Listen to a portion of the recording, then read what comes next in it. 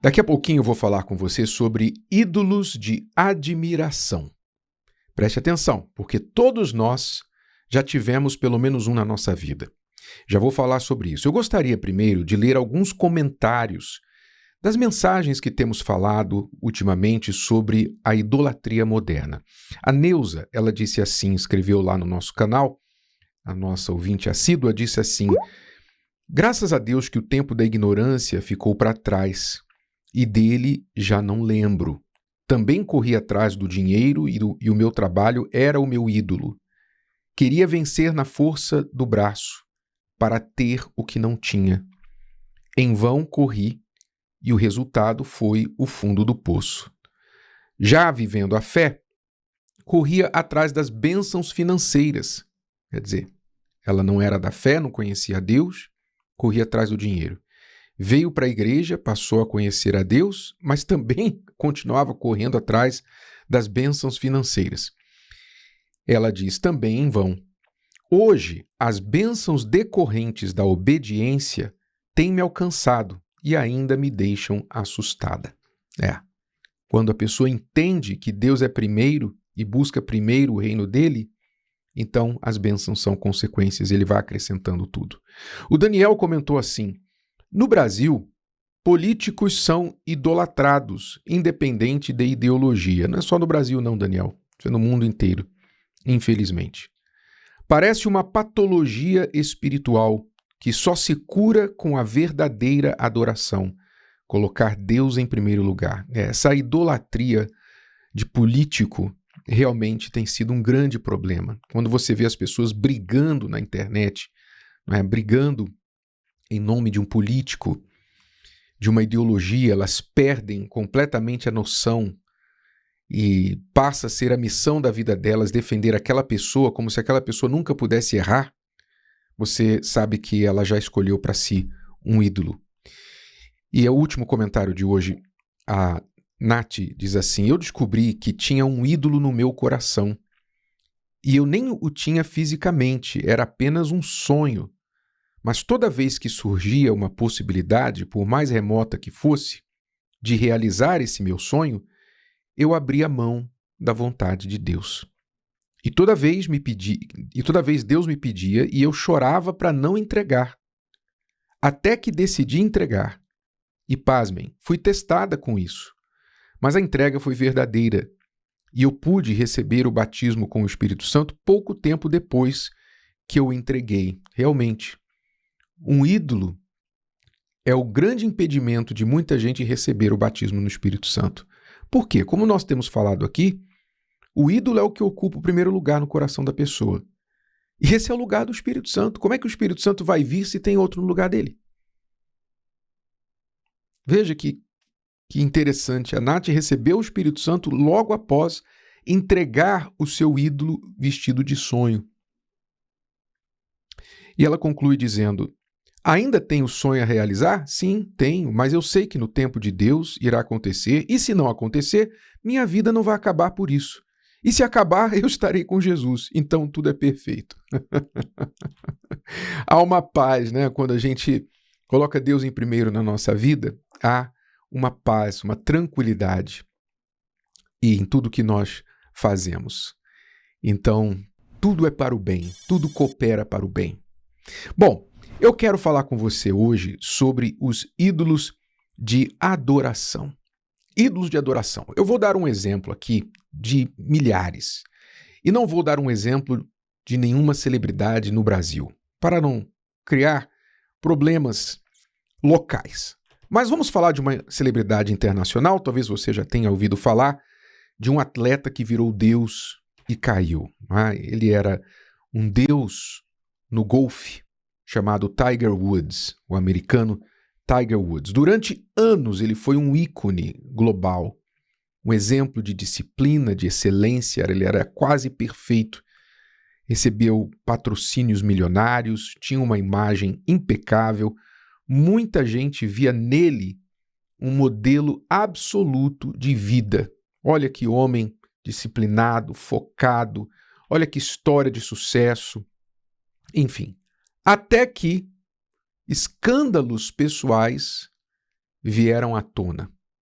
Escândalos envolvendo o casamento dele, que foi destruído, envolvendo vícios. Ultimamente, inclusive, ele capotou um carro sob a influência de substâncias.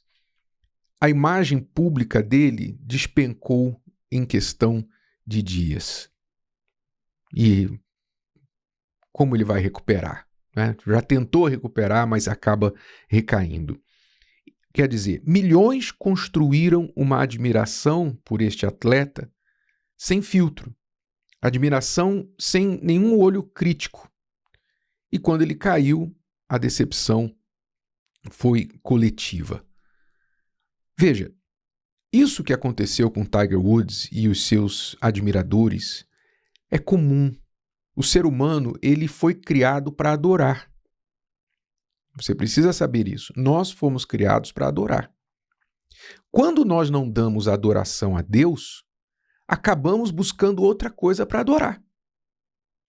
O primeiro lugar do coração, se não é ocupado por Deus, vai ficar um vácuo e todo vácuo pede para ser preenchido. Quando Deus não está mais ali, então alguma outra coisa vai ocupar o lugar e vai ser o alvo da nossa adoração. Então nós vamos passar a adorar. E pode ser uma celebridade do esporte, né? Um jogador, um atleta, jogador de futebol, pode ser um cantor, um grupo, né? de música, pode ser uma cantora, pode ser um influenciador na internet. Aquela pessoa tem milhões de seguidores e todo mundo... O que aquela pessoa faz, o que ela veste, o que ela fala, o que ela usa... Tudo que ela faz, todo mundo faz, todos os seus seguidores fazem. É igualzinho o Salmo, né? O Salmo 115, ele dá uma dica perfeita sobre o que acontece com os seguidores dos ídolos. Se você depois ler, eu vou ler só um trecho aqui, ele fala que quem cria ídolos se torna iguais a eles. Ele fala lá no Salmo 115... Os ídolos deles são prata e ouro, obra das mãos dos homens, têm boca, mas não falam, olhos têm, mas não veem, têm ouvidos, mas não ouvem, narizes têm, mas não cheiram, têm mãos, mas não apalpam, pés têm, mas não andam, nem som algum sai da sua garganta. Olha só o que diz agora. A eles se tornem semelhantes os que os fazem, assim como todos os que neles confiam. Quer dizer, quem faz um ídolo e quem segue o ídolo, se torna igual a ele. O que o texto está falando é que, assim como o ídolo tem olhos e não vê, o fã tem olhos e não vê. O fã não vê o erro do seu ídolo. Ele justifica o seu ídolo. Você vê quando o fã, o time de futebol do torcedor, do fanático, né, torcedor, começa a perder, ele fica chateado, claro, mas ele não deixa de torcer pelo time. Ele continua exaltando. Aí se na roda de amigos alguém chega e fala, mas o seu time tá mal, seu time perdeu, vai ser rebaixado, que vexame. Aí ele fica chateado e logo traz uma lembrança. Não, mas não se esqueça que a gente tem tantos campeonatos, não se esqueça que a gente tem tantos títulos, não se esqueça de que no ano de 1900 e tal, ele começa a trazer as glórias do passado para defender o seu ídolo. Quer dizer, ele não consegue enxergar os erros do ídolo. Porque ele fica cego. Ele não enxerga. E ele começa a se tornar igual a ele. Você vê, por exemplo, em shows de cantores, em shows. Isso acontece no futebol também, em vários lugares. Quando o fã vai lá assistir o show do seu cantor, você pode ver que você encontra muitos fãs ali presentes, não são todos, mas muitos ali presentes, eles se vestem igual o cantor. O cabelo, eles começam a usar igual do cantor, da cantora. Coloca lá uma camiseta estampada, né, com o rosto do cantor. E ele passa a fazer tudo que o cantor faz. Tudo. A vida dele passa a ser... Se você for no quarto daquele fã, isso não é só coisa de adolescente não, tá? Adolescente faz muito isso, talvez ao quadrado. Mas adulto faz isso também. Muitos adultos. Você vai na casa daquela pessoa, você vê lá no quarto um pôster, você vê lá no celular um papel de parede, você vê alguma coisa. A vida da pessoa é tomada por aquele ídolo. Quer dizer, ela passa a refletir, ela se torna imagem, um reflexo, um espelho daquele ídolo. Isso é um sinal que a pessoa está tendo um ídolo de admiração. Então, como nós fomos feitos para adorar, nós podemos facilmente passar a adorar alguém que a gente admira. Uma pessoa que, talvez, porque nós queremos ter as mesmas qualidades, ou nós queremos ter aquela disciplina, queremos ter aquele dom, queremos ter aquela beleza, queremos ter aquela família, queremos ter aquilo que aquela pessoa tem e não temos, ela se torna um alvo para a nossa vida. E sem querer, ela se torna um ídolo. Então, a palavra de Deus diz que nós não devemos adorar homens, confiar em homens. Salmo 146 e versículo 3 também fala assim. Olha o que diz esse salmo. Aliás, eu vou ler desde o início. Ele fala: louvai ao Senhor, ó minha alma. Louvarei ao Senhor durante a minha vida. Cantarei louvores ao meu Deus enquanto eu for vivo. Quer dizer, aqui ele começa a falar que louvor, honra, adoração é só para Deus. Porque Ele é digno. Ele é o único Criador. Todos os demais são criaturas. Há pessoas que nós podemos admirar de uma forma saudável. Eu admiro a competência, eu admiro o talento. Tudo bem, você pode admirar de uma forma saudável, mas não se tornar uma pessoa, um idólatra daquela pessoa. E passar a colocar aquela pessoa como a sua referência, sabe? Porque a nossa referência é Deus. A nossa referência é Deus. Você não pode colocar ninguém, nem o seu pastor, nem o seu bispo, nem a igreja, nem o cantor, nem o homem de negócios, a mulher de negócios. Nada, ninguém. Porque aquela pessoa é falha como você. Um dia ela provavelmente vai falhar, vai cair e você vai cair junto. Então, ele continua: não confieis em príncipes. Não confieis em príncipe. Olha só, é um príncipe, não está nem falando de uma pessoa comum. Um príncipe. Não confieis em príncipes, nem em filho de homem, em quem não há salvação. Sai-lhe o espírito, volta para a terra. Naquele mesmo dia perecem os seus pensamentos, quer dizer, eles passam, as celebridades passam. Quantos grandes ícones do passado estão lá no cemitério agora? Passaram. No mesmo dia perecem os seus pensamentos. Bem-aventurado aquele que tem o Deus de Jacó por seu auxílio e cuja esperança está posta no Senhor, seu Deus, o que fez os céus e a terra, o mar e tudo quanto há neles. Ou seja, só Ele pode ser admirado, glorificado, confiado, porque Ele nunca vai trair essa nossa confiança, nunca vai nos decepcionar, nunca vai roubar de nós aquilo que nós temos para oferecer. Então, cuidado com os ícones, os ídolos de admiração. Cuidado, você pode estar se tornando um adorador, um idólatra dessa coisa ou pessoa sem perceber.